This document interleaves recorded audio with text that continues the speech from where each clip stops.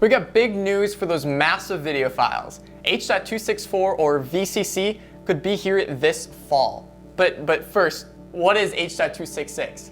H.266 is a video encodec. It's simply put, codecs are software that compresses and decompresses videos so they can take up less space. This allows them to use less resources to store and less bandwidth to transmit over the network.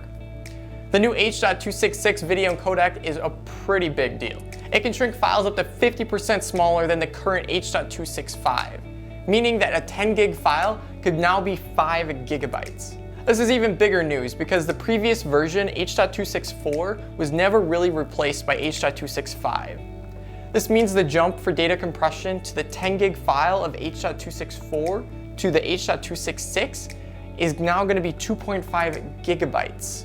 This means big data savings on your caps for Netflix streaming and other sites like YouTube.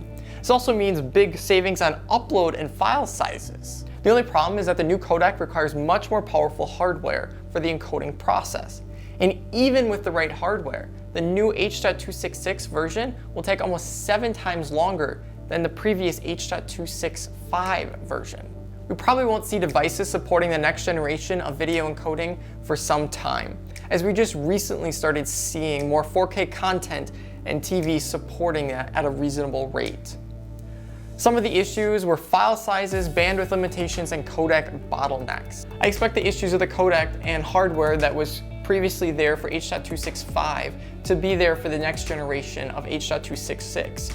But I feel like developers are going to be more likely to include H.266 in their process because of the massive benefits in file size and bit rate for the next generation of content, which is going to be 8K. Thank you for watching this video. I hope you enjoyed it. If you liked it, give it a nice big thumbs up and hit that subscribe button over there. Leave a comment on what you expect the next generation of video format to be like. Do you enjoy 8K content? Are you perfectly content with 1080p?